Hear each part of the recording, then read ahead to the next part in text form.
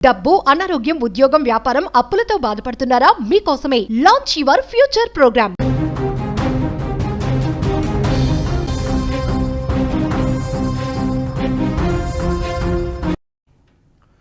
Trump పరుగుకి కళ్ళెం వేయగలిగారు భారత ప్రధాని నరేంద్ర మోదీ. సుంకాల పేరుతో దూసుకుపోతున్న ట్రంప్ని నిలువరింపచేయగలిగారు. ట్రంప్ ఓవర్ యాక్టింగ్, ఓవర్ థింకింగ్ని కంట్రోల్లో పెట్టగలిగాడు. ఎందుకు ఏ మాటలు చెప్తున్నానంటే, అలస్కా వేదికగా రష్యా అధ్యక్షుడు వ్లాదిమిర్ పుతిన్ అట్లాగే ట్రంప్కు మధ్య జరిగిన చర్చల్లో ప్రతి పాయింట్లో ప్రధాని మోదీ ప్రభావం కనిపించిందని స్పష్టంగా అర్థమవుతోంది. ఎందుకంటే ప్రపంచం మొత్తం ఇప్పుడు ట్రంప్ను కేవలం సుంకాల కోణంలోనే చూస్తోంది. అంతేకాదు, ప్రపంచ దేశాల మధ్య ఉన్న సమస్యల పరిష్కారానికి నేనున్నానంటూ పదే పదే ముందుకొస్తున్న ట్రంప్ తన స్వార్థాన్ని ప్రదర్శిస్తూనే వస్తున్నాడు. అటువంటి స్వార్థపూరితమైన ఆలోచనల నుంచి ట్రంప్ని కొంత బయటకు లాగారు నిన్న వ్లాదిమిర్ పుతిన్ ట్రంప్తో సాఫీగా చర్చలు చేసినప్పటికీ తన కఠినమైన నిర్ణయాల విషయంలో ఏమాత్రం వెనక్కి తగ్గలేదని అర్థమవుతోంది. ఉక్రెయిన్తో సంబంధం లేకుండా, ఉక్రెయిన్ ప్రతినిధులే లేకుండా అలస్కాలో రష్యా ఉక్రెయిన్ యుద్ధంపై చర్చించిన ట్రంప్ మళ్ళీ తన అహంభావాన్ని ప్రదర్శించే ప్రయత్నం చేశారు. ఎందుకంటే ఉక్రెయిన్ అధ్యక్షుడు జెలెన్స్కీ చాలా స్పష్టంగా చెప్తున్నారు, ఉక్రెయిన్ భాగస్వామ్యం లేని చర్చలు ఎప్పుడూ సంపూర్ణమైన చర్చలు కావని. నిన్న ట్రంప్కి అట్లాగే పుతిన్కి మధ్య జరిగిన చర్చల్లో ఉక్రెయిన్ భాగస్వామ్యం ఎక్కడా కనిపించలేదు. దీంతో ఉక్రెయిన్ ట్రంప్ చెబితే వింటుందా అనేది ఇప్పుడు అతిపెద్ద ప్రశ్నగా మారింది. ఇవన్నీ పక్కన పెడితే నిన్న ట్రంప్కి పుతిన్కి జరిగిన చర్చల్లో భారత్ అత్యంత కీలకమైన సబ్జెక్ట్ అని కూడా కొంత బయటకు సమాచారం అందుతోంది. అంటే భారత్ పైన సుంకాలు విధించడం. ట్రంప్ చాలా స్పష్టంగా ఒక వారం 15 రోజుల క్రితమే చాలా కఠినమైన భాషలో, చాలా కఠినమైన పదాలతో ట్రంప్ భారత్ రష్యాని తీవ్రంగా విమర్శించాడు. 2 ఆర్థిక వ్యవస్థలు డెడ్ ఆర్థిక వ్యవస్థలని, ఈ వ్యవస్థలతో ఉపయోగం లేదని మాట్లాడిన ట్రంప్ ఎప్పుడైతే పుతిన్తో భేటీ అయ్యాడో అప్పుడే వెనక్కి తగ్గాడు. రెండు దేశాల మధ్య మంచి సంబంధాలు నెలకొంటున్నాయని, రష్యాకి అమెరికాకి మధ్య మంచి సంబంధాలు ఏర్పడుతున్నాయని ట్రంప్ చెప్పుకొచ్చారు. ట్రంప్ మాటల్లో దాదాపు 3 నిమిషాల పాటు, ఈ సమావేశం తర్వాత 3 నిమిషాల పాటు భేటీకి సంబంధించి ట్రంప్ ఒక ప్రసంగం చేశారు. ఆ ప్రసంగంలో కొన్ని విషయాలు తప్ప రష్యాతో చాలా విషయాల్లో సానుకూలత కనిపించిందని, సానుకూలత ఉందని, మంచి ప్రొడక్టివిటీ ఉన్న మీటింగ్ అని చెప్పుకొచ్చాడు ట్రంప్. అంటే పుతిన్ ముందు ట్రంప్ తగ్గాడని స్పష్టంగా అర్థమైంది. అంతేకాదు, భేటీ తర్వాత రష్యాకి ఆయిల్ క్లయింట్లపై రష్యా దగ్గర ఏదైతే క్రూడ్ ఆయిల్ కొనుగోలు చేస్తున్న దేశాలు ఉన్నాయో ఆ దేశాలపైన అధిక సుంకాలు విధించడం పట్ల ఆలోచనలో పడ్డామని, ఇప్పట్లోనే చైనా, భారత్ వంటి దేశాలపైన సుంకాలు విధించే ఆలోచనలో లేమని చెప్పుకొచ్చాడు ట్రంప్ చెప్పిన ఈ మాటలతో ఏదైతే 15 డేస్ బ్యాక్ భారత్ పైన అదనపు సుంకాలు విధించాడో, ఆ అదనపు సుంకాలు వేశాడో డొనాల్డ్ ట్రంప్, ఆ సుంకాల విషయంలో ట్రంప్ మళ్ళీ వెనక్కి తగ్గుతున్నాడనే సందేశం బయటకు వచ్చినట్టయింది. డొనాల్డ్ ట్రంప్ ఇప్పటికే భారత్ పైన రష్యా దగ్గర ఆయిల్ కొనుగోలు నేపథ్యంలో భారత్ పైన 50% సుంకాలు విధించాడు. రష్యా దగ్గర ఆయిల్ కొనుగోలు చేస్తున్న ప్రతి దేశం పైన ఈ ప్రభావాన్ని చూపించే ప్రయత్నం చేశాడు. రష్యాని ఆర్థికంగా వెనక్కి నెట్టడం కోసం, రష్యాని ఆర్థికంగా దెబ్బతీయడం కోసం రష్యాతో వ్యాపారాలు చేస్తున్న దేశాలపైన ఒత్తిడి చేసే ప్రయత్నం చేశాడు ట్రంప్. భారత ప్రధాని మోదీ మొదటి నుంచి రష్యా ఉక్రెయిన్ యుద్ధంలో చాలా వ్యూహాత్మకంగా ఉన్నారు. 2 దేశాల మధ్య శాంతి నెలకొనాలని కోరుకున్నారు.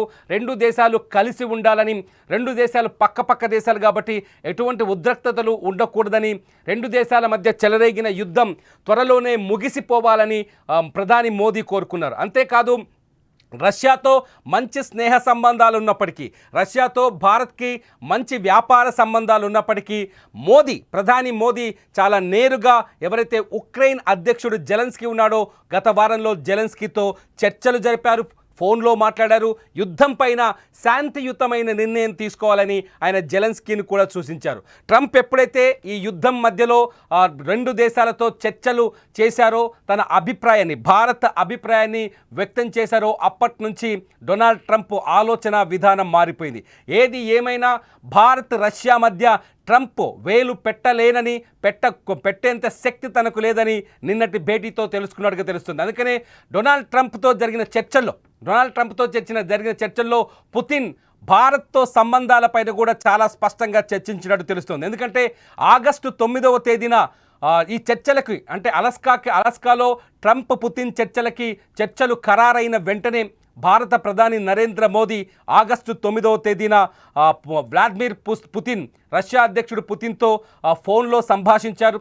భారత్లో క్యాబినెట్ మీటింగ్ ఆగస్టు 9న కేబినెట్ మీటింగ్ పూర్తయిన వెంటనే పుతిన్తో ఆయన మాట్లాడారు. రష్యా భారత్ శిఖరాగ్ర సమావేశాలకు 2023వ శిఖరాగ్ర సమావేశాలకు పుతిన్ భారత్కు రావాలని ఆయన ఆహ్వానించారు. పుతిన్తో జెలెన్స్కీ ఏదైతే ఉక్రెయిన్కి సంబంధించిన పుతిన్తో ఉక్రెయిన్కి సంబంధించి కూడా పుతిన్తో మోదీ చర్చించారు. ఉక్రెయిన్ యుద్ధం పట్ల ఉక్రెయిన్ అభిప్రాయాన్ని కూడా పుతిన్తో మోదీ షేర్ చేసుకున్నట్టుగా తెలుస్తుంది. అంతేకాదు రష్యా నుంచి భారత్ ఏదైతే ఆయిల్ దిగుమతులు చేసుకుంటుందో, ఇతర యుద్ధ సామాగ్రిని దిగుమతి చేసుకుంటుందో, ఈ వ్యాపార సంబంధాలపైన కూడా పుతిన్తో మోదీ చర్చించినట్టుగా తెలుస్తుంది. The same time America Bharat పైన అదనపు సుంకాలు విధించడం పైన కూడా పుతిన్తో మోదీ చర్చించారు. ఈ నేపథ్యంలోనే పుతిన్తో ట్రంప్ భేటీలో ఈ అంశం కీలకంగా మారినట్టు తెలుస్తోంది. ఈ అంశం పైన ముఖ్యంగా రష్యా తనతో వ్యాపారం చేస్తున్న దేశాల పట్ల అమెరికా ప్రవర్తిస్తున్న తీరుని తీవ్రంగా ఖండించినట్లు తెలుస్తోంది. రష్యా వ్యాపార మిత్రులపైన, రష్యా క్లయింట్స్ పైన అమెరికా అదనపు సుంకాలు విధించడం, రకరకాలుగా ఆ దేశాలని ట్రంప్ టార్గెట్ చేయడం, వీటన్నింటినీ పూర్తి స్థాయిలో పుతిన్ నిరసించినట్టు తెలుస్తుంది ఈ సమావేశంలో. ఈ నేపథ్యంలోనే ట్రంప్ తన అభిప్రాయాన్ని మార్చుకొని ఈ సమావేశం తర్వాత రష్యా క్లయింట్స్ పైన ఇక నుంచి సుంకాలు విధించే అంశంలో పునరాలోచన చేస్తామని, ఆ దేశాల పట్ల తమ సానుకూల అభిప్రాయంతోనే ఉంటామని చెప్పుకొచ్చారు. అంతేకాదు భారత్, చైనాల పేర్లను కూడా ప్రత్యేకంగా ప్రస్తావించారు డొనాల్డ్ ట్రంప్. ఈ నేపథ్యంలో ట్రంప్ అహంకారం నుంచి కొంత వెనక్కి తగ్గినట్టుగా తెలుస్తుంది. ట్రంప్ తీరు కొంత వెనక్కి తగ్గినట్టుగా తెలుస్తుంది.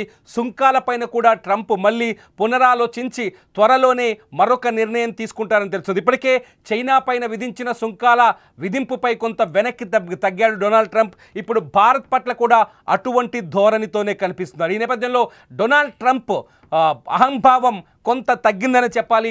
అలస్కా భేటీ తర్వాత రష్యా భారత్కి మధ్య ఉన్న స్నేహ సంబంధాలు ఎంత పటిష్టంగా ఉన్నాయో పుతిన్ మాటల్లో ఖచ్చితంగా ట్రంప్ తెలుసుకొని ఉంటాడనే చర్చ కూడా నిపుణులు చెప్తారు. ఈ నేపథ్యంలో మొత్తానికైతే ట్రంప్ అహంకారం తగ్గుతోందని చెప్పాలి. నిన్న పుతిన్కి ఆహ్వానం పలికిన సందర్భంలో కూడా ట్రంప్ పూర్తి స్థాయిలో తగ్గి కనిపించారు.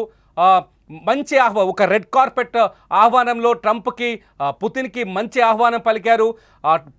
ట్రంప్ నడుస్తూ వస్తుంటే ఏదైతే B-2 యుద్ధ విమానాలు ఉన్నాయో, బాంబర్స్ ఉన్నాయో, వాటి ద్వారా విన్యాసాలు చేస్తూ పుతిన్కి సాదర స్వాగతం పలికారు ట్రంప్. మొత్తంగా అమెరికా తీసుకున్న కొన్ని నిర్ణయాలు, ఈ సుంకాల విషయంలో కావచ్చు, విదేశీ స్నేహ సంబంధాల విషయంలో కావచ్చు, ట్రంప్ పుతిన్ భేటీ తర్వాత కొంత వెనక్కి తగ్గిందని చెప్పాలి. ఎందుకంటే రెండు అగ్రరాజ్యాలు, రెండు బలమైన శక్తివంతమైన దేశాల మధ్య ఈ భేటీ జరిగింది కాబట్టి వీరిద్దరి భేటీ మిగతా దేశాలతో సంబంధాలపైన, దౌత్య సంబంధాలపైన, వ్యాపార సంబంధాలపైన తీవ్రమైన ప్రభావం చూపించే అవకాశం కూడా కనిపిస్తుంది. ఈ నేపథ్యంలో మొత్తానికి భారత్కైతే ఈ భేటీ చాలా అనుకూలంగా మారిందనే చెప్పాలి. భారత్ పట్ల ట్రంప్ ఆలోచన ధోరణి మారిందని చెప్పాలి. మోదీ వ్యూహం ఒక రకంగా ఫలించిందని చెప్పాలి. ఏదైతే పుతిన్తో మోదీ ఫోన్ కాల్ మాట్లాడారో ఆ ఫోన్ కాల్ ప్రభావం ఈ సమావేశంలో స్పష్టంగా కనిపించిందని చెప్పాలి. ఈ నేపథ్యంలోనే ట్రంప్ పూర్తిగా వెనక్కి తగ్గారని అర్థమవుతుంది. మోదీ మాటల్ని, మోదీ అభిప్రాయాల్ని పుతిన్ ట్రంప్తో కూడా షేర్ చేసుకొని ఉంటారనే చర్చ కూడా జరుగుతుంది. ఈ నేపథ్యంలోనే ట్రంప్ వెనక్కి తగ్గి రష్యా క్లయింట్స్ పైన సుంకాల విషయంలో పునరాలోచనలో పడ్డారని అర్థమవుతుంది. మీరేమనుకుంటున్నారు? ట్రంప్ని భారత ప్రధాని మోదీ ట్రంప్ని పుతిన్ ద్వారా ప్రభావితం చేశారని మీరు భావిస్తున్నారా? పుతిన్ భారత్తో స్నేహం విషయంలో కాంప్రమైజ్ కాను అని ట్రంప్కు తెగేసి చెప్పాడని మీరు భావిస్తున్నారా? మీ అభిప్రాయాన్ని ఈ వీడియో కింద కామెంట్ చేయండి. చూస్తూనే ఉండండి సుమన్ టీవీ డిజిటల్ లైవ్, అట్లాగే సుమన్ టీవీ లైవ్.